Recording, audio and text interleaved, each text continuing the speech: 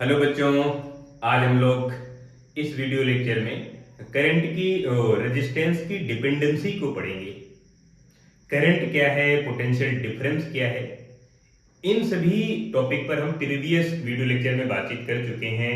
Ohm's law की proving है, and resistance का कॉम्बिनेशन है, सीरीज कॉम्बिनेशन, पैरेलल कॉम्बिनेशन और इनसे रिलेटेड जो एप्लीकेशन है उन सभी एप्लीकेशन को, उन सभी टॉपिक को प्रीवियस वीडियो लेक्चर में डिस्कस कर चुके हैं। आज के वीडियो लेक्चर में हम लोग रेजिस्टेंस की डिपेंडेंसी पर चर्चा करेंगे, बातचीत करेंगे, डिस्कस करेंगे। स्टार्ट करते हैं आज का वीडियो लेक्चर जो रेजिस्टेंस की डिपेंडेंसी पर है। कौन कौन से पैरामीटर पर रेजिस्टेंस डिपेंड करता है और कौन कौन से ऐसे पैरामीटर हैं जिन पर रेजिस्टेंस डिपेंड नहीं करता है। तो दो चार ऐसे पैरामीटर हैं जिन पर रेजिस्टेंस डिपेंड करता है, बाकी जितने भी पैरामीटर हैं उन पर डिपेंड नहीं करता है। तो हम समझ लेते हैं किन किन पैरामीटर पर रेजिस्टेंस डिपेंड करता है, बाकी के अलावा पर उन सभी पैरामीटर पर इंडिपेंडेंट है, इंडिपेंड नहीं करेगा।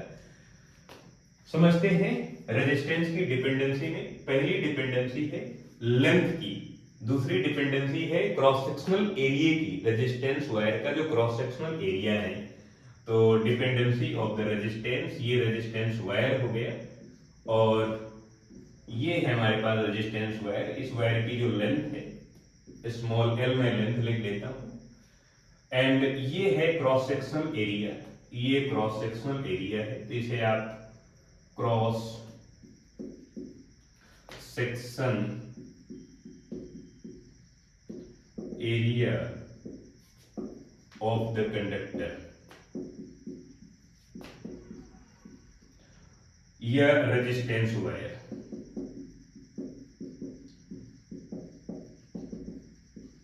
रेजिस्टेंस वायर का क्रॉस सेक्शनल एरिया हो गया, जिसे आप इस कैपिटल ए से प्रेजेंट कर सकते हैं। ये इस कंडक्टर की लेंथ हो गई जो आपके पास रेजिस्टेंस वायर है। रेजिस्टेंस का एक सिंबल ये है, आप इस तरह से इसे प्रेजेंट कर सकते हैं। रेजिस्टेंस को आप आर लिखेंगे। अब इस बात को हम किस तरह से कैलकुलेट करेंगे, रेजिस्टेंस कौन कौन से पैरामीटर पर डिपेंड करता है।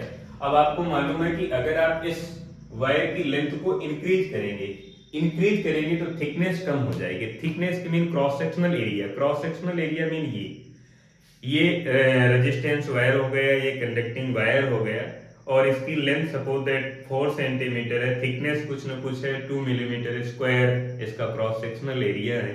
और अगर आप इसको इंक्रीज करते हैं इस तरह से, इसकी लेंथ को इंक्रीज करते हैं, लेंथ को इंक्रीज करेंगे तो लेंथ इंक्रीज हो जाएगी बट इसकी थिकनेस डिक्रीज हो जाएगी, ये वायर पतला हो जाएगा, ये मार्कर पतला हो जाएगा।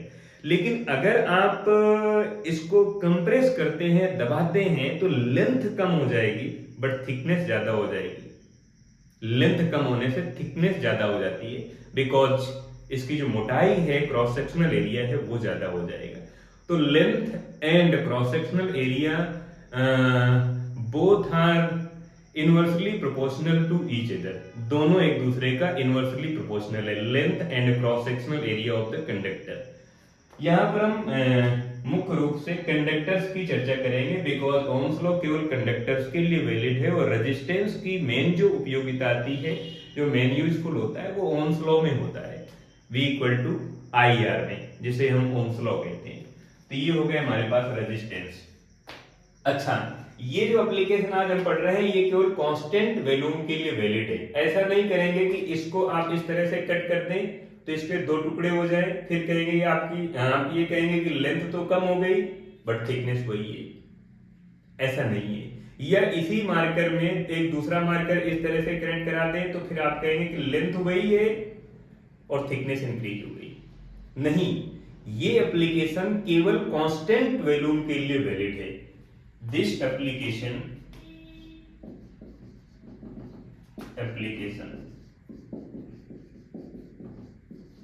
valid only constant value,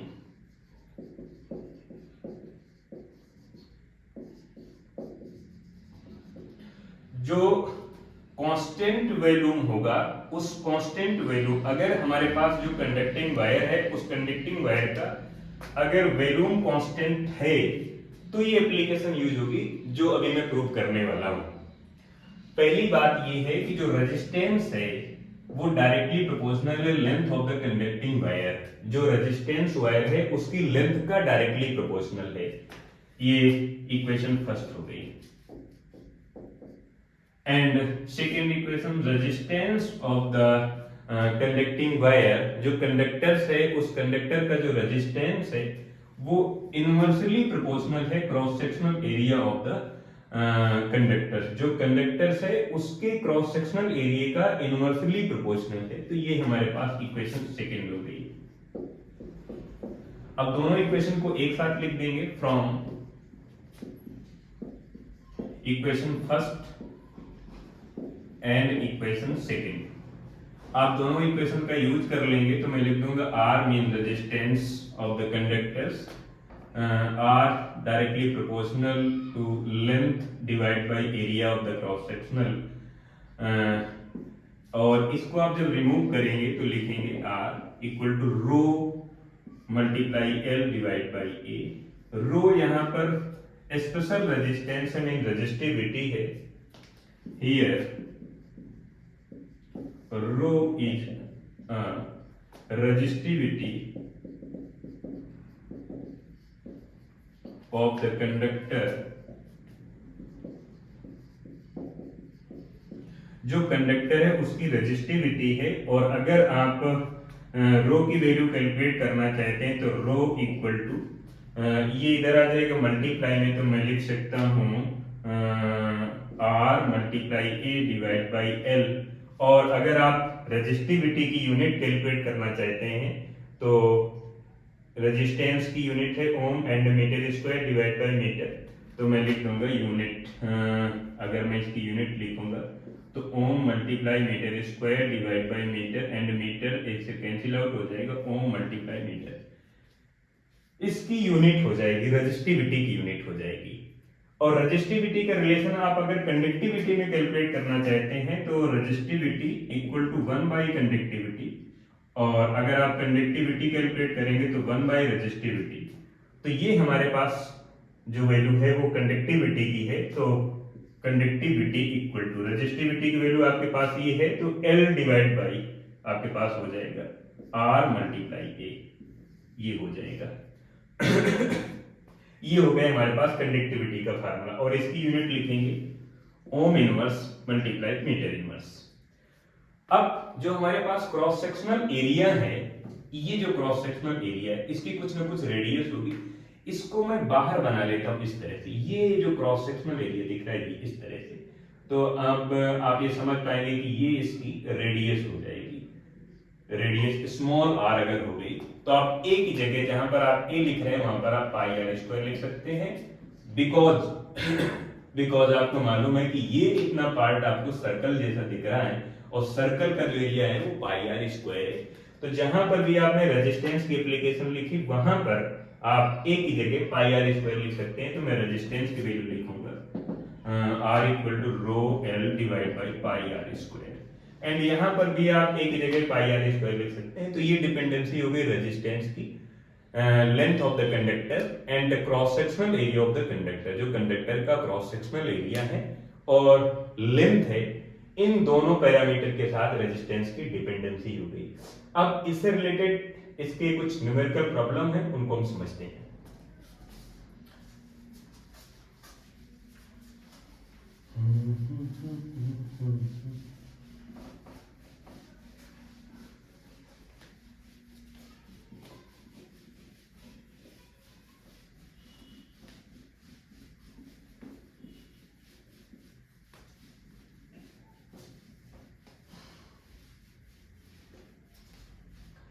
एक एग्जाम्पल है,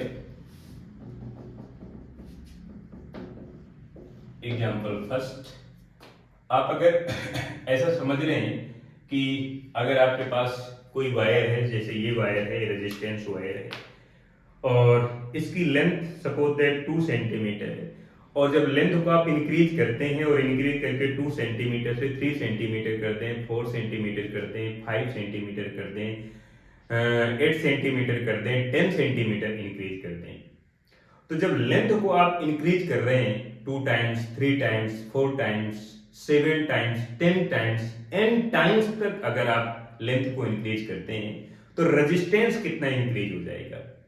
ये कोई जरूरी नहीं कि आपने लेंथ को डबल किया तो रेजिस्टेंस भी डबल हो गया, नहीं, ये नहीं होगा, कोई जरूरी नहीं हो जाए। लेकिन ये जरूरी है कि जब लेंथ आपने इंक्रीज की तो रेजिस्टेंस भी इंक्रीज हो गया। अब कितना हुआ अब ये मालूम नहीं, इसी बात को तो मालूम करना है कि अगर आपने लेंथ को 10% इंक्रीज किया, 10% लेंथ को आपने इंक्रीज कर दिया, तो रेजिस्टेंस कितने परसेंटेज इंक्रीज होगा, 10% या 1% या 12% या 20%, कितना इंक्रीज तो होगा आखिरकार, लेकिन कितना इंक्रीज होगा, इस बात पर आज हम चर्चा करेंगे। और ये जो एप्लीकेशन आप देख पा रहे हैं अभी की, वो इसी बात पर है। तो हम लोग इस एग्जाम्पल को समझते हैं, लिखते हैं। If length of the resistance wire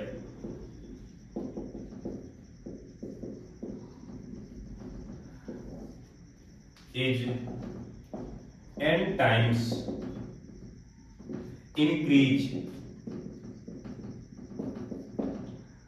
then what is the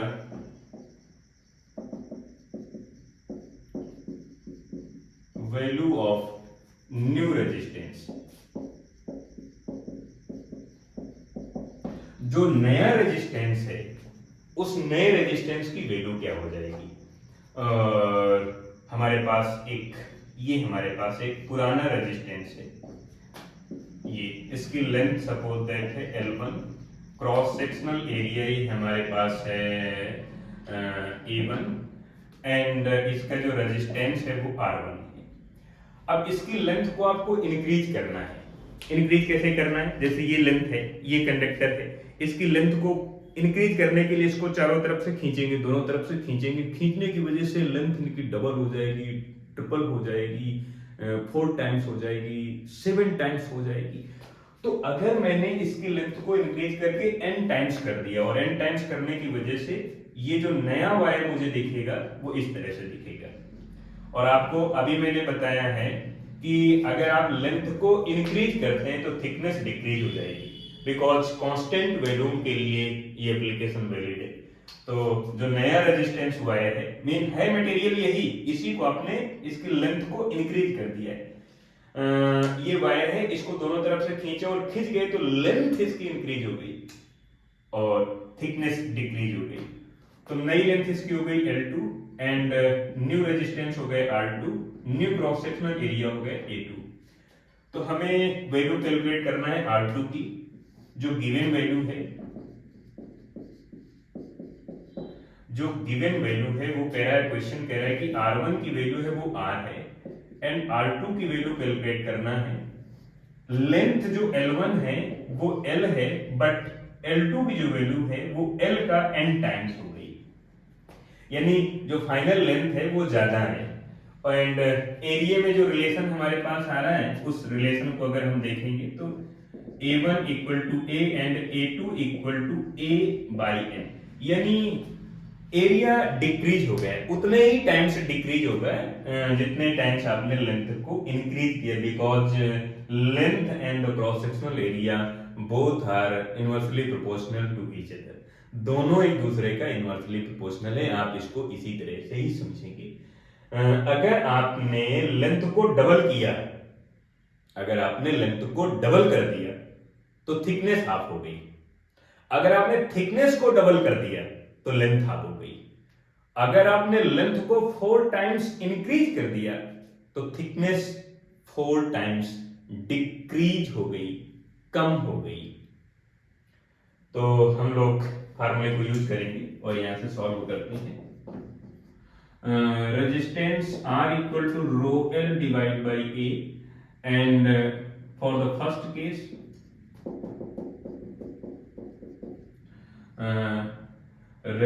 value of resistance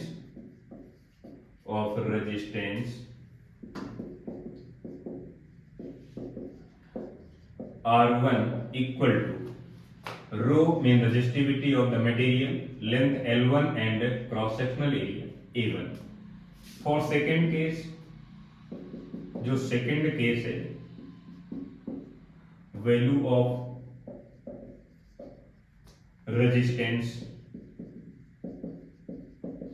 resistance की वैल्यू हम लोग R2 कैलकुलेट करेंगे और R2 इक्वल टू लिखेंगे, रो मीन रेजिस्टिविटी तो वही है L2 divide by A2 and resistance R1 R2 का डिवाइडेशन कर देंगे, R1 डिवाइडेशन R2, R1 की वैल्यू है रो L1 divide by A1 divide by rho L2 divide by A2 and आपको ये मालूम है कि रो से रो कैंसिल आउट हो जाएगा और मैं A2 को सबसे ऊपर लिखूंगा तो मैं लिखूंगा L1 divide by L2 and A2 divide by A1 and यहाँ पर रेजिस्टेंस को आप लिख रहे हैं R1 डिवाइड बाई R2। अब जो आपके पास पैरामीटर गिवन है उन सभी पैरामीटर को रख दें, यूज कर लें। R1 की जगह मैं R लिखूंगा तो मैं लिख दूंगा R1 की जगह R लिख दूंगा, इधर हो जाएगा मेरे पास L1 की जगह मैं L लिखूंगा और L2 की जगह N टाइम्स L लिखूंगा, इधर हो जाएगा L1 की जगह L and N times L। A2 की जगह मैं लिख सकता हूँ, A2 की जगह A बाई N, तो इधर मैं A बाई N लिख दूंगा, मल्टीप्लाई 1 बाई A1 है तो 1 बाई A1, A1 की जगह मैं A लिखूंगा तो A से कैंसिल आउट हो जाएगा, L से L कैंसिल आउट हो जाएगा, इधर हो जाएगा R1 divide by R2 equal to 1 by N square and new resistance आपको कैलकुलेट करना है तो R2 equal to R1 multiply N square हो जाएगा। न्यू रेजिस्टेंस को आप अगर कैलकुलेट करना चाहते हैं तो R जो न्यू रेजिस्टेंस है, new value, new resistance equal to N square multiply R1। R1 हमारे पास पुराना रेजिस्टेंस है और ये नया रेजिस्टेंस है। अगर आपने लेंथ को इंक्रीज किया है, अगर आप लेंथ को डिक्रीज करेंगे तो थिकनेस इंक्रीज हो जाएगी, अगर आप लेंथ को डिक्रीज करेंगे तो थिकनेस इंक्रीज हो जाएगी, तब का इसका जस्ट उल्टा फार्मूला बन जाएगी। ये फार्मूला उस समय के लिए जब आपने लेंथ को इंक्रीज किया है। और इसी की दूसरी एप्लीकेशन हम लोग कैलकुलेट करेंगे। Second application means second example, when length of the resistance wire is 1 by N times decreased, then also cross sectional area of the material, cross sectional area of the resistance wire mean thickness, then also thickness or cross sectional area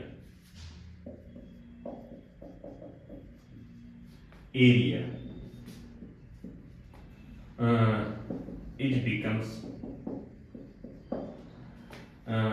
N times increase।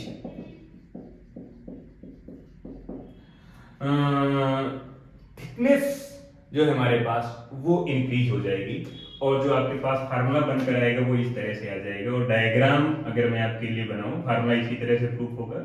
और ये मेरे पास एक material है जो starting वाला है, इसकी length मेरे पास है L1 एंड रेजिस्टेंस है R1, क्रॉस सेक्शनल एरिया है A1। बट आप इसकी लेंथ को जब आप डिक्रीज कर देंगे तो डिक्रीज करने से ये ऐसा बन जाएगा, न्यू रेजिस्टेंस हो जाएगा R2 and new cross sectional area हो जाएगा A2 और न्यू लेंथ हो जाएगी L2।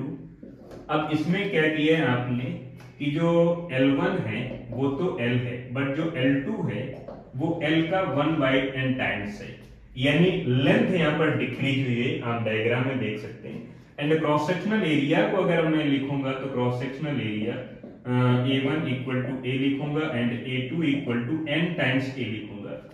देन न्यू रेजिस्टेंस अगर मैं कैलकुलेट करूंगा, new resistance equal to R divide by N square, ये फार्मूला बनकर आएगा जब आप थिकनेस को जब आप इंक्रीज करते हैं, लेंथ को डिक्रीज करते हैं। ये हमारे पास दो एप्लीकेशन है रेजिस्टेंस की डिपेंडेंसी पर। अब इसकी एक न्यूमेरिकल प्रॉब्लम हम लोग देख लेते हैं।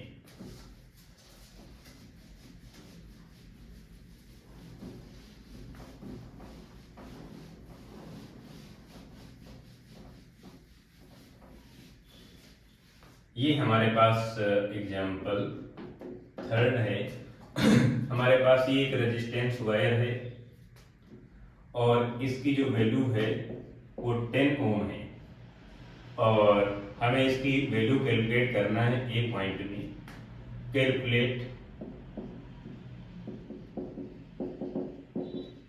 द वैल्यू ऑफ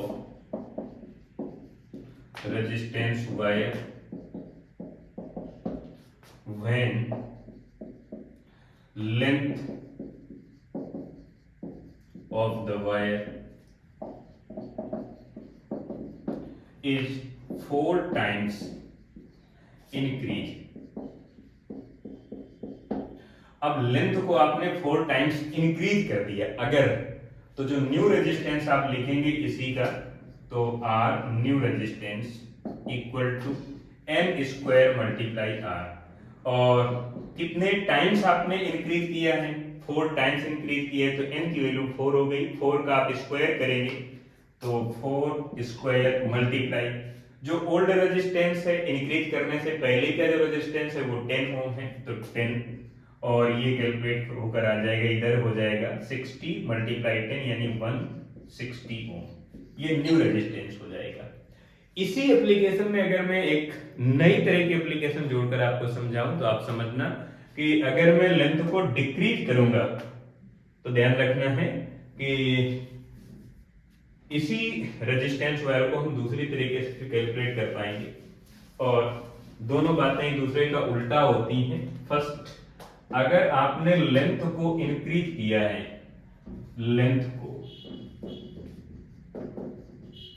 अगर आपने लेंथ को इंक्रीज किया है तो thickness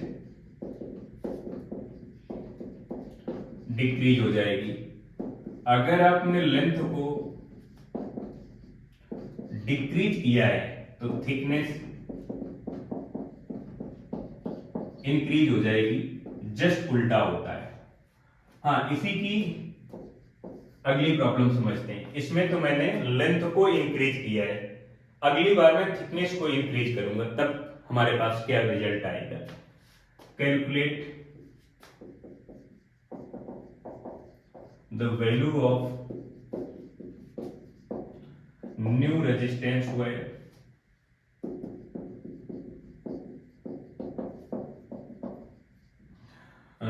when thickness mean cross sectional area, मोटाई, वायर की मोटाई। थिकनेस इज 5 टाइम्स, कुछ भी लिखा जा सकता है। जैसे मैं एग्जांपल ले लेता हूं, 5 टाइम्स इंक्रीज। अब इस समय हम नए रेजिस्टेंस को कैलकुलेट करेंगे तो new resistance equal to R divide by N square. आपके पास पुराना रेजिस्टेंस है 10 ओम है, इधर मैं 10 ओम लिखूंगा, divide by N square. N mean कितने टाइम्स मैंने इंक्रीज किया थिकनेस को, 5 टाइम्स, 5 का स्क्वायर कर देंगे तो 25 हो जाएगा। डिवाइड आप करेंगे तो 5 से डिवाइड हो जाएगा 2 डिवाइड बाई 5 हो जाएगा, 2 डिवाइड बाई 5 ओम। ये न्यू रेजिस्टेंस आ गया। अब आप देख रहे हैं कि जो न्यू रेजिस्टेंस आया वो कितना डिक्रीज हो गया है। पुराना वाला रेजिस्टेंस हमारे पास 10 ओम था, लेकिन यहां पर आपने जब देखा लेंथ को इंक्रीज किया तो नया रेजिस्टेंस हमारे पास 160 ओम हो गया। अगर मैं थिकनेस को 5 टाइम्स इंक्रीज ना करके अगर 4 टाइम्स ही इंक्रीज करूंगा, तब अगर मैं न्यू रेजिस्टेंस कैलकुलेट करूंगा, तब आप देख पाएंगे कि मैं अगर लिखूंगा r divide by N square, अगर मैं 5 टाइम्स का यूज ना करके 4 टाइम्स अगर मैं देखूं, बिकॉज यहां पर मैंने 4 टाइम्स का यूज किया है, तो मैं r लिखूंगा 10 ओम डिवाइड बाई, अगर मैं 4 का स्क्वायर करूंगा तो 16 हो जाएगा। तो यहां पर आप 2 से डिवाइड कर लेंगे तो हो जाएगा 5 डिवाइड बाई 8, यानी 5 डिवाइड बाई 8 ओम। इतनी न्यू वैल्यू आ जाएगी रेजिस्टेंस की, जबकि पुरानी वैल्यू हमारे पास ये थी। तो लेंथ को इंक्रीज करने से कितना रेजिस्टेंस इंक्रीज हुआ, और लेंथ को डिक्रीज करने से, लेंथ को डिक्रीज करना इन थिकनेस को इंक्रीज करना, और उतने ही टाइम्स सेम टाइम्स, जितने टाइम्स आप लेंथ को इंक्रीज करेंगे उतने टाइम्स थिकनेस डिक्रीज होगी। जस्ट उल्टा, just inversely proportional to each other. Length and cross sectional area, cross sectional mean thickness, ये थिकनेस, ये थिकनेस, ये थिकनेस, ये मोटाई, ये वायर है तो ये लेंथ हो गई, ये थिकनेस है। इसमें हम लोग रेजिस्टेंस की डिपेंडेंसी में length and cross sectional area की डिपेंडेंसी को समझा। अगले वीडियो लेक्चर में टेम्परेचर की डिपेंडेंसी पर बातचीत करेंगे कि रेजिस्टेंस टेम्परेचर पर किस तरह से डिपेंड करता है, और फिर टेम्परेचर से रिलेटेड जो एप्लीकेशन बन सकती हैं या बनती हैं, या एग्जाम में इस तरह की न्यूमेरिकल प्रॉब्लम आती हैं या आ चुकी हैं या आने की संभावना है, पॉसिबिलिटी है, उन सभी न्यूमेरिकल प्रॉब्लम पर बातचीत करेंगे, चर्चा करेंगे, डिस्कशन करेंगे। आज के वीडियो लेक्चर में हम लोग ये टॉपिक समझ पाए और इस पर आज हमने बातचीत की रेजिस्टेंस की डिपेंडेंसी क्या है और रेजिस्टेंस कौन कौन से पैरामीटर पर डिपेंड करता है।